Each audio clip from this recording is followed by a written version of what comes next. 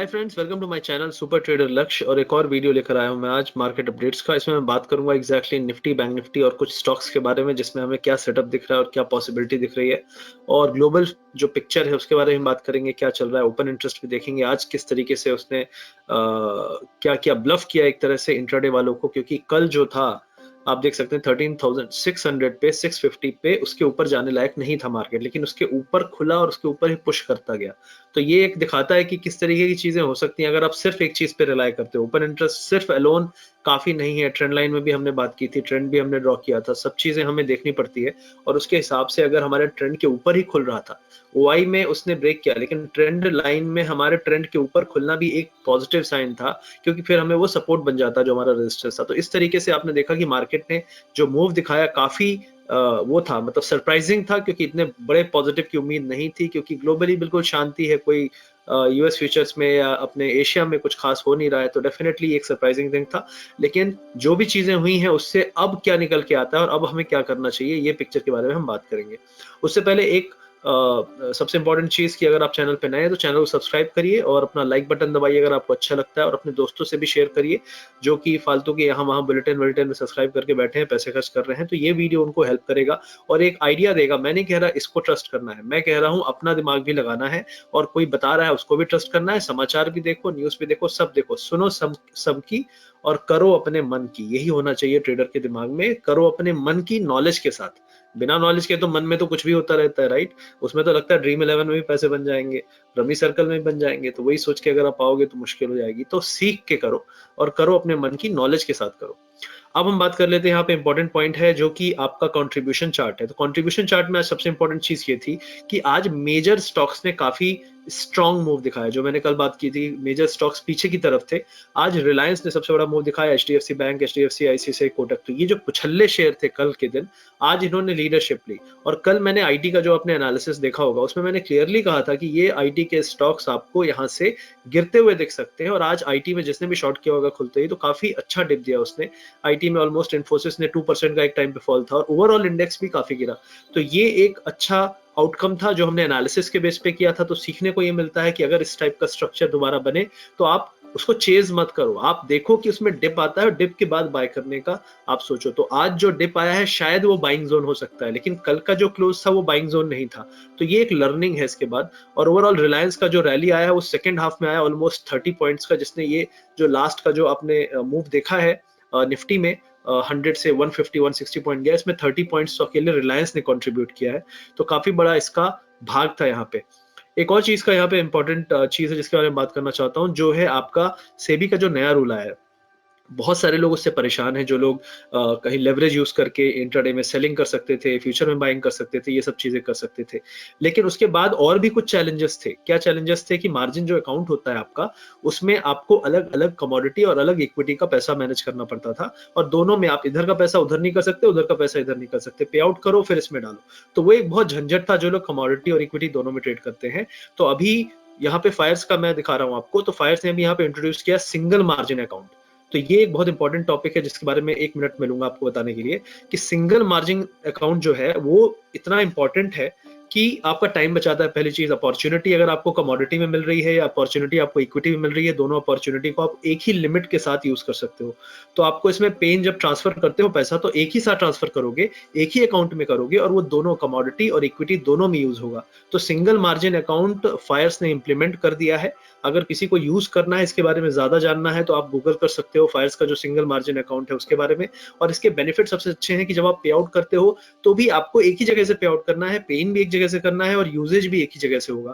तो इस तरीके से आपकी जो लिमिट है वो आपको पता है कि मेरी इतनी लिमिट है। पहले क्या होता था कि अगर आपके पास 1 लाख रुपए है तो 50 इधर रखना है, 50 उधर रखना है, क्योंकि मुझे कमोडिटी में भी शाम को करना है और दिन में इक्विटी में भी करना है। तो इस तरीके से लोग थोड़ा सा टेंशन होती थी, टाइम वेस्ट होता था फंड को इधर उधर करने में, जो कि अब नहीं होगा। तो ये काफी अच्छा फंक्शन है, इसके बारे में आप ज्यादा जानकारी ले सकते हैं सिंगल मार्जिन अकाउंट के बारे में। और ये काफी अच्छी चीज है, यूजफुल है, और इसके बारे में आपको जानना है, उसके बारे में इसको यूज भी करना है आपको, क्योंकि डेफिनेटली अब आगे चल के फ्यूचर अगले अगर सेबी नए नए रूल ला रहा है तो हमें उसको सीखना पड़ेगा, समझना पड़ेगा किस तरीके से इसका हम बेटर यूज कर सकते हैं। तो ये था सिंगल मार्जिन अकाउंट के बारे में। अब हम बात कर लेते हैं यहाँ पे यूएस फ्यूचर के बारे में। तो यूएस फ्यूचर में क्या चल रहा है आप देख सकते हैं यहाँ पे, कोई खास मूवमेंट नहीं है। कल क्लोजिंग में कल हमने बात की थी कि वो जो एक लेवल था 30,000 का, उसको ब्रेकआउट करेगा तो फिर से ऊपर जा सकता है। वो एक रेजिस्टेंस था, नॉर्मली लग नहीं रहा था ब्रेकआउट करेगा, लेकिन किया। उसके बाद वापस क्लोजिंग टाइम पे करीब करीब 150 टू 100 पॉइंट का फिर से फॉल दिया, और आज फिर करीब 80 पॉइंट्स ऊपर है। तो नेट नेट ये भी समझ नहीं पा रहा है किसे किधर जाना है। तो यूएस फ्यूचर अभी भी बिल्कुल डल पड़ा हुआ है। डॉलर आप देख सकते हैं राइट साइड में 90.14 चल रहा है, 90 के नीचे नहीं आया है, 90 के ऊपर सस्टेन कर रहा है, ये इसकी स्ट्रेंथ दिखा रहा है, लेकिन ऊपर भी नहीं भाग रहा है, स्टे बिल्कुल काम है, शांत है। तो अभी इसीलिए अपने एशियन मार्केट्स भी ठीक ठाक एंजॉय कर ले रहे हैं। तो यहाँ पे आपको नजर रखना है डॉलर इंडेक्स पे 90.5 के ऊपर, अगला ट्रिगर जो आएगा 90.5 के ऊपर आएगा पूरे इमर्जिंग मार्केट में, तो उस पर नजर रखिए आप। और यूएस फ्यूचर का तो देखिए शाम को पता चलेगा क्या होगा, लेकिन ओवरऑल अभी भी फ्लैट है और हायर लेवल से इसमें सेलिंग आ रही है, लोअर लेवल से फिर बाइंग भी आ रही है। अब यहाँ पे ये जो मैंने एक चार्ट बनाया था, पैटर्न बनाया था पूरा, तो ये स्ट्रक्चर जो आपको दिखा रहा है, ये एग्जैक्टली हमने जो ऊपर वाली सपोर्ट लाइन है इसको ब्रेक करके हम इसके नीचे आ गए हैं। अब हम ये दूसरे ट्रेंड में चल रहे हैं, और इस ट्रेंड में सबसे इंपॉर्टेंट चीज ये है कि यहाँ पे भी हमने सपोर्ट लिया है, लेकिन अब क्या हो सकता है पॉसिबिलिटी, अगर हम इस लेवल को, ये जो आपका नया लेवल आ गया है, क्योंकि जितने दिन हम बिताएंगे वैसे वैसे ये लेवल्स ऊपर जाते जाएंगे। तो राइट नाउ 30,200 के अगर हम नीचे रहते हैं तो अभी खतरा टला नहीं है, तो हमको 30,200 के ऊपर सरवाइव करना है। कल हमने इस लेवल को टेस्ट किया था, और वहां से हम, ये जो आपको अपर विक दिख रहा है, इसमें हम लास्ट के 1 घंटे में गिरे थे, तो इसलिए आपको ये विक दिखा रहा है। तो ओवरऑल आपको यहाँ पे यूएस मार्केट में अगर आप कहते हो बुलिशनेस आएगी जिसके कारण हम भी ऊपर जाने चाहिए, तो वो 30,220 के ऊपर आएगी, उसके नीचे नहीं। और उसके नीचे जब तक हम हैं, हम रेंज में हैं, और लोअर लेवल आपका है 29,800 का, किसी भी केस में टूटता है तो ये पूरे ट्रेंड का रिवर्सल होगा। एक बार हमने यहाँ पे पैनिक सेल ऑफ देखा था जिस दिन हमारा मार्केट गिरा था, अगर ये दोबारा इस टाइप का कुछ हुआ तो हमारा मार्केट भी फिर से एक एक्शन रिप्ले कर सकता है। तो उसके लिए आपको सतर्क रहना है।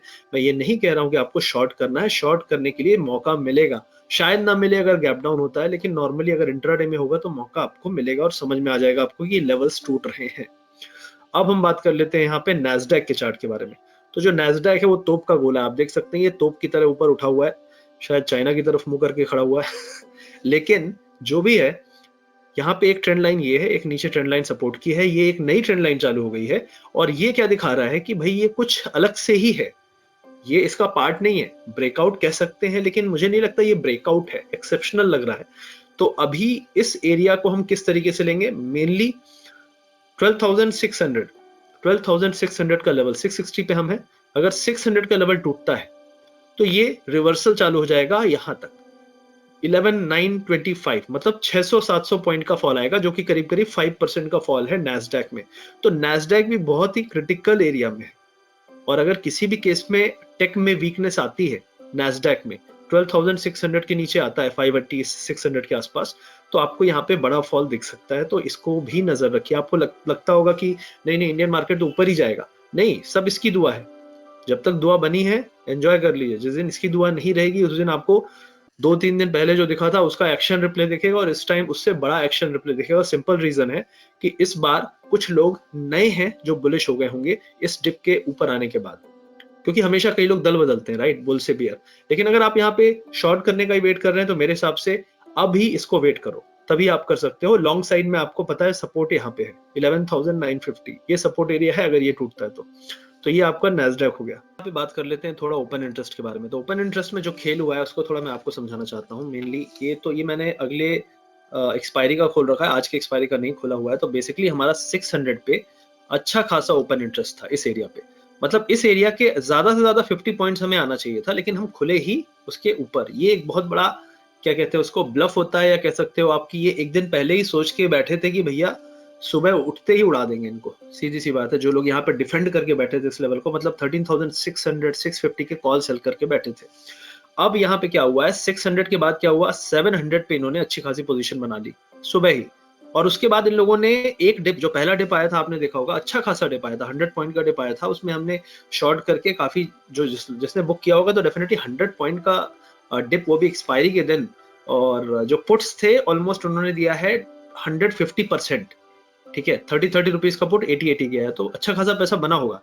लेकिन वही है कि भाई और चाहिए, दिल मांगे मोर, तो मोर के चक्कर में मोर बन गए हम भी तो सीधी सी बात है, यही होता है, लोग ऐसा नहीं करना चाहिए। आपको अगर प्रॉफिट दिख रहा है 10-15%, 20%, निकल जाओ, डिसेंसी उसी में है। नहीं तो मार्केट फिर इंडिसेंट हो जाएगा तो कैसे करोगे।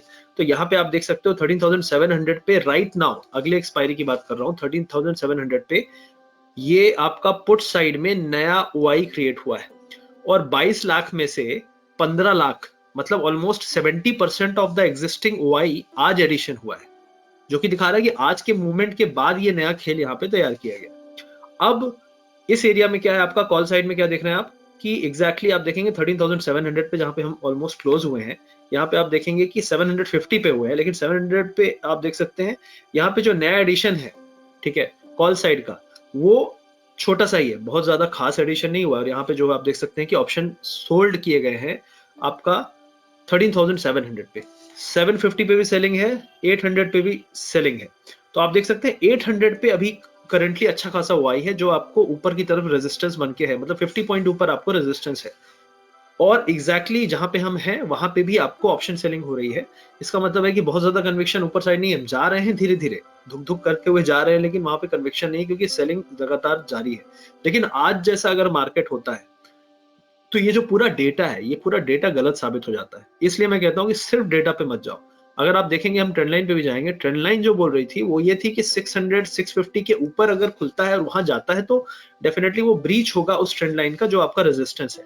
तो पहले ही आप अगर उसको ब्रीच कर जाते हो तो फिर वाई वाई वाले सब अपना अपना बोरिया बिस्तर बांध के निकल लेते हैं, और वही देखा हमने। और जो सेकंड डिप आया था उस डिप में यही चीज, इसलिए देखिए डिप क्यों लाया जाता है, ताकि और लोग उसको शॉर्ट करें, और लोग शॉर्ट करेंगे तो क्या होगा, शॉर्ट कवरिंग होगी, शॉर्ट को ट्रैप करना आसान होगा, जितने ज्यादा शॉर्ट ट्रैप होंगे उतना ज्यादा आसान होगा नया हाई बनाना, जो कि आज बना। आज सेकंड हाफ में जो बना वो नया हाई इसलिए बन पाया क्योंकि आपको सुबह अच्छे खासे शॉर्ट्स को आपने फंसा लिया था, कल भी फंसा लिया, आज गैप अप में बैंक निफ्टी के शॉर्ट्स को फंसा लिया। तो इतने सारे जब शॉर्ट्स ट्रैप हो जाते हैं तो मार्केट को गिराना बहुत मुश्किल होता है। उसके बाद भी उसने मौका दिया बीच में, जिसने निकल लिया, जिसने नहीं निकला वो यही सोच रहा होगा कि अगली बार निकलूंगा टाइम से। तो यहाँ पे आपको हमेशा ध्यान देना, ये एक पॉइंट है। तो करेंटली 13,800 पे आपका रेजिस्टेंस है, जो सपोर्ट आपका बन रहा है वो आपका बन रहा है राइट नाउ 13,700 पे भी सपोर्ट है और आपका 600 पे भी सपोर्ट है। मेरे हिसाब से अगर ये एरिया जो अभी आप देखेंगे यहाँ पे, आज अभी एक्सपायरी स्टार्ट भी नहीं हुई है, 36 लाख 22 लाख 22 लाख, तो अच्छा खासा वाई जो है आपका पहले से ही खड़ा हुआ है। और 13,500 पे ऑलरेडी सपोर्ट आ गया था, कल ही 13,500 पे सपोर्ट आ चुका था, ठीक है। तो मेरे हिसाब से अगर आप बोलो तो 13,500 अब बहुत बहुत स्ट्रॉन्ग सपोर्ट आ चुका है। कोई भी झटके से अगर आप 13,500 का 200 पॉइंट का गैप डाउन देखते हो यहाँ से 200 250 पॉइंट का, वो बाय एरिया है, वहां पे सेल नहीं करना है। अब वो बात अलग है कि हम उसको कूद जाएं, उसके ऊपर से निकल जाएं और फिर उसके बाद हम उसको, जो आपका सपोर्ट था उसको रेजिस्टेंस बना के, मतलब सॉरी, जो आपका नीचे की तरफ था सपोर्ट, उसको हम फिर ऊपर की तरफ बना के और नीचे ही जाते जाएं, तो वो एक अलग गेम प्लान है जो हो सकता है अगर गैप डाउन होता है। लेकिन अदरवाइज 13,500 आपका सपोर्ट होगा इस एक्सपायरी के लिए, और उसको नजर में रखते हुए आपको ट्रेड करना चाहिए। राइट नाउ ऐसा नहीं है कि बहुत ज्यादा बियर्स एग्रेसिव हैं या बुल्स एग्रेसिव हैं, राइट नाउ चीजें बैलेंस दिख रही हैं अगले वीक के लिए। तो जो भी होगा वो मंडे के ट्रेडिंग के बाद ही डेटा क्लियर होगा, अभी डेटा इतना क्लियर नहीं है, बस रेंज पता है हमें, और रेंज में आपको ऑप्शन सेलिंग होगी डेफिनेटली। आज भी आपने देखा, अभी दिखाऊंगा मैं, कितने बड़े बड़े ऑप्शन जो गए रॉकेट की तरह वो सब नीचे आ गए। तो ऑप्शन में अच्छा खासा डिके हुआ है लास्ट के 1-1.5 घंटे में। तो जो सेलिंग करके बैठे थे, बाद बीच में तो हार्ट अटैक आया होगा, लेकिन मोस्ट प्रॉब्ली बच गए होंगे। तो ये चीज थी। तो ये आपका हो गया निफ्टी का। बैंक निफ्टी का मैं अभी नहीं ले रहा हूँ, अगले हफ्ते से लूंगा, अभी टाइम नहीं है, वीडियो लंबा हो जाता है ज्यादा। अब हम बात कर लेते हैं यहाँ पे निफ्टी बैंक निफ्टी के इंडेक्स के बारे में। तो सबसे पहले निफ्टी ले लेता हूं मैं। तो निफ्टी राइट नाउ ये जो पूरा अपसाइड आया, आप यहाँ पे देख सकते हैं, ये सबसे बड़ा फॉल था जो आज हमने देखा मॉर्निंग में। उसके बाद फिर हम ऊपर चढ़ गए और हमने हाई बनाया। राइट नाउ हम एक ट्रेंड लाइन पे चल रहे हैं, ये बहुत ही ज्यादा थिन और बहुत ही ज्यादा मतलब क्लोज चल रही है। इस तरह की ट्रेंड लाइन को नॉर्मली लोग वैलिड नहीं मानते हैं, लेकिन फिर भी अगर जा ही रहा है तो हम एक ट्रेंड लाइन अगर खींचने की कोशिश करते हैं तो ये आपकी बन रही है। अब अगर इसको ब्रेक करता है तो हमारा जो अगला सपोर्ट आएगा 640 पे आएगा, जो कि 100 पॉइंट डाउन है। 100 पॉइंट डाउन पे आपको सपोर्ट है राइट नाउ, जो कि हमारा रेजिस्टेंस था। मैं किस चीज के बारे में बात कर रहा था, हमारा इस एरिया में जो रेजिस्टेंस था, इसने पूरे के पूरे को ब्रेक करके ऊपर ही खुला, 13,650 पे खुला और पूरे दिन इसके नीचे नहीं आया। जो रेजिस्टेंस था वो सपोर्ट बन गया है। अब हमको यहाँ पे सपोर्ट फिर से मिलेगा, पक्का मिलेगा। वही एक चीज है कि अगर हम यहाँ से सीधे गिरे और सीधे गैप डाउन होता है 600 के पास, तभी ये जो एरिया है पूरा इनवैलिडेट हो जाएगा आपका, ये पूरा फिर बुलिश जो सपोर्ट्स हैं वो चले जाएंगे। अदरवाइज 640 के आसपास आपको सपोर्ट मिलेगा। 100 पॉइंट डिप में आपको फिर से बाय करने का मौका मिलेगा किसी भी केस में अगर यहाँ पे फॉल आता है। तो राइट नाउ ये गेम प्लान दिख रहा है। तो पहला सपोर्ट 640 है, दूसरा सपोर्ट आपका 590 है, और हाई पे आपने एग्जैक्टली सेम हाई को टेस्ट किया है। डबल टॉप मैं 2 दिन 3 दिन पहले बात भी कर रहा था, डबल टॉप बनाएगा या हेड एंड शोल्डर बनाएगा पता नहीं, क्योंकि अगर यहीं से लौट जाता तो ये हेड एंड शोल्डर बनाने की क्या कहते हैं प्रक्रिया चालू हो जाती, फिर यहां से गिरता। लेकिन इसने ऊपर गया तो ये एक तरह से डबल टॉप बना रहा है, लेकिन डबल टॉप के बाद भी ये धीरे धीरे यहाँ आके वापस इसी एरिया में रुकेगा। ये जो एरिया है जहां पे शोल्डर नॉर्मली बनना चाहिए, तो देखते हैं किधर बनेगा। लेकिन मेरे हिसाब से अभी डबल टॉप मान के आपको यहाँ पे मोस्ट प्रॉब्ली लोगों ने आई होप एग्जिट किया होगा, क्योंकि जब होता है आप देख सकते हैं यहाँ पे जब होता है तो आपको मौका नहीं मिलेगा। सेकंड फॉल में आपको बिल्कुल भी मौका नहीं मिलेगा, ये मैं अभी से कह दे रहा हूँ। लेकिन ठीक है, मतलब फिर भी जिसको एंजॉय करना है पोजीशन लेके वो कर सकता है। अब यहाँ पे एक और चीज है कि लास्ट टाइम का जो ये था आपका RSI तो 75 था, अभी आप देख सकते हैं RSI 64 पे है। इस बार हमने हाई ऑलमोस्ट हाई टच कर दिया, लेकिन हमारा RSI जो है अभी भी नीचे ही पड़ा हुआ है। ये दिखा रहा है कि रिलेटिवली जो पहले वाली रैली थी वो स्ट्रांग थी, ये वाली रैली इतनी स्ट्रांग है नहीं। हो सकता है शॉर्ट्स को ट्रैप करके आपने ऊपर लाया हो, लेकिन रैली में अभी भी दम नहीं है। तो मेरे हिसाब से इस रैली पे आप अभी ट्रस्ट नहीं कर सकते। RSI दिखा रहा है, मैं नहीं बोल रहा हूँ, टेक्निकल्स बोल रहे हैं ये अभी वीक है। ठीक है, अब हम चल तो डबल टॉप के हिसाब से आपको अगर किसी को शॉर्ट करना था, ब्रेव कोई है तो वो शॉर्ट करके जाता, डेफिनेटली उसको कम टेंशन है। जो लोग लॉन्ग लेके गए हैं, मतलब लॉन्ग खाने वाले लॉन्ग नहीं, मतलब जो लोग बाय करके गए ऊपर के लिए, डेफिनेटली वो रिस्क पे हैं। अब हम दूसरी चीज देख लेते हैं यहाँ पे निफ्टी बैंक की। तो निफ्टी बैंक ने भी सेम चीज की, इसने अपने ये जो एरिया था आपका 30,000 इस लाइन के नीचे खुला, लेकिन इसके ऊपर चला गया। आप देख सकते हैं इस लाइन के जब ऊपर चला गया तो आप देखिए पूरे दिन इसने सपोर्ट वहीं पे लिया। तो ट्रेंड लाइन ये आज की नहीं है, आपने देखा होगा प्रीवियस वाले चार्ट में भी सेम ट्रेंड लाइन थी। तो ट्रेंड लाइन पहले बना ली थी, लेकिन आज वैलिडेट हो रही है, काम कर रही है।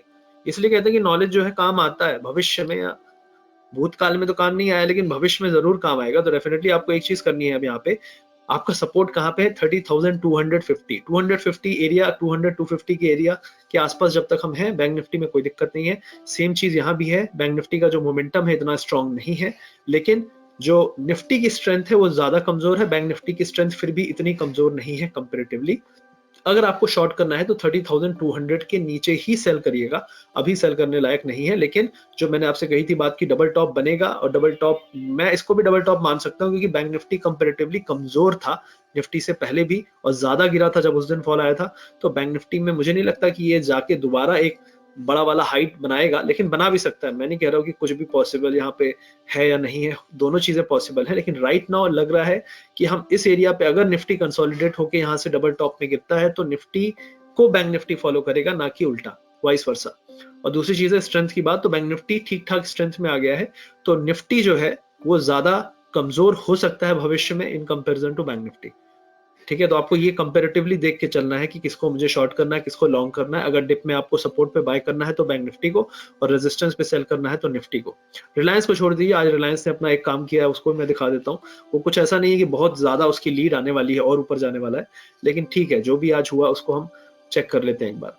ये आपका HDFC बैंक था। कल मैंने HDFC के बारे में यही बात की थी कि HDFC एक बार 1410-14 के आसपास जाना चाहिए, वहीं पे आपको शॉर्टिंग पोजीशन देगा। लेकिन अभी आप देख सकते हैं 1405 का इसने हाई बनाया है, यहाँ से ज्यादा बहुत उम्मीद नहीं है। ये वाले हाई के पास 14.9 14.10 तक जाना चाहिए।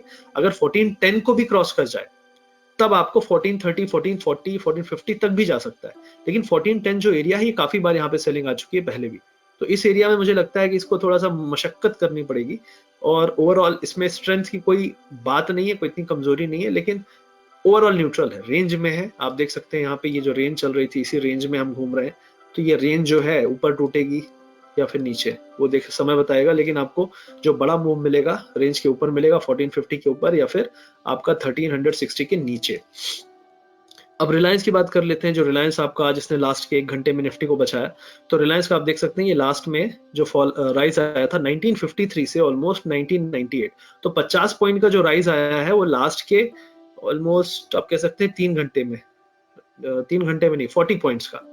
तो 40 पॉइंट्स का जो आया है 12 o'clock के बाद आया है, तो उसने काफी सपोर्ट किया निफ्टी को। जो सेकंड राइज आया था जब एक बार गिरा था, तो आप देख सकते हैं ये वाला जो कैंडल था रेड वाला ये था, और दूसरी बार जो राइज हुआ है वो आप देख सकते हैं कि अच्छा खासा राइज था वो, डेफिनेटली 50 पॉइंट, और निफ्टी को भी उसी ने बचाया। अब यहाँ पे इंपॉर्टेंट पॉइंट ये है कि रिलायंस में आपकी जो RSI है, रिलेटिव स्ट्रेंथ है, वो इतनी स्ट्रांग नहीं है, ऑलरेडी कमजोर चल रहा है ये काफी दिन से स्टॉक। और यहाँ पे एक और चीज है कि जो ये ट्रेंड लाइन थी सपोर्ट की, ये अभी नीचे से हिट करने वाला है। अगर ये 2000 के लेवल को ब्रेक नहीं करता है तो ये फिर से नीचे गिरेगा। अगर 2000 को ब्रेक कर जाता है तब आप यहाँ से अच्छी खासी अपसाइड एक्सपेक्ट कर सकते हो। पहला टारगेट होगा 2040, दूसरा टारगेट हो जा सकता है 2080 तक का। लेकिन 2010 को क्रॉस कर जाने दो, उसके बाद आप इस पे ट्रेड करो। अभी मत करो, अभी वेट एंड वॉच है। और इस एरिया से लौट भी सकता है नीचे की तरफ, और लौटा तो आप जानते हैं कितना नीचे गिर सकता है ये। अभी रिसेंटली हमने 1890 होके आए हैं, तो 1990 मतलब 100 पॉइंट का फॉल भी है नीचे रिस्क। तो इसको निकल जाने दो, उसके बाद बाय करो, या फिर यहाँ पे अगर किसी को शॉर्ट करना है कर सकता है 10-15 रुपीज का स्टॉप लॉस लेकर। तो ये पॉसिबिलिटीज दो हैं रिलायंस इंडस्ट्रीज में अपसाइड के लिए। आपका लेवल जो इंपॉर्टेंट है 2005 का आप मान लो, नीचे और ऊपर के लिए। अब एक और स्टॉक है बजाज फिनसर्व। मेरे हिसाब से बजाज फिनसर्व काफी वीक हो चुका है। अभी बजाज फिनसर्व में फिर से दोबारा आप देख सकते हैं काफी कमजोर है। ठीक है, ये जो आपका है पैटर्न है, तो ये काफी आप देख सकते हैं काफी काफी वीक है। ठीक है, अब इसके हाइज लो पे आ रहे हैं और आप देख सकते हैं आरएसआई भी वीक है। तो मेरे हिसाब से एक फिर से अटेम्प्ट मार सकता है 8880, मतलब यहाँ से 100 पॉइंट का फॉल आ सकता है ओवरऑल। और जो आपका स्टॉप लॉस होना चाहिए 9040 9050 के आसपास होना चाहिए। तो ये एक शॉर्टिंग कैंडिडेट बन रहा है। किसी भी वीकनेस में बजाज फिनसर्व की अच्छी पिटाई हो सकती है। तो ये एक स्टॉक है जिसके बारे में यहाँ पे मैं बताना चाहता था। और एक चीज ऑब्जर्वेशन थी मेरी जो मैं बताना चाहता था आपको, कि आज बहुत सारे जो ऑप्शंस थे आप देख सकते हो यहाँ पे गए किधर से, 16 रुपीज से गया 270, कल का 16 रुपीज आज गया 270, और वापस आके क्लोज हुआ 100 पे। तो एक टाइम पे इसने काफी टेस्टिंग की लोगों की पेशेंस की, लेकिन आपने देखा कि ये 112। तो यहाँ पे क्या मोरल ऑफ द स्टोरी ये है कि अगर आप देखेंगे ये ओवरऑल जो ये फॉल आया था, इस फॉल के बाद मेरे को ऐसा लगता है कि बहुत ज्यादा ऑप्शन, मतलब देखिए डेफिनेटली कॉल आप देख सकते हैं क्या वैल्यू थी इनकी, 690 700 700 800 की कॉल इतनी जल्दी खत्म कर दी इन लोगों ने 2 दिन में फॉल करा के। बहुत बड़ा फॉल आया था बैंक निफ्टी में। तो मुझे ऐसा लग रहा है कि जितने भी लोग यहाँ पे काफी ज्यादा लोग एग्रेसिवली सेल कर रहे थे और उन सभी ने कवर किया, तो उस कवरिंग में इतना ज्यादा बस्ट की तरह आया, मतलब ये फट पड़ा प्रीमियम। नॉर्मली ऐसा तभी होता है जब ये बहुत सारे जो यहाँ के खिलाड़ी लोग थे उन्होंने बुक किया हो।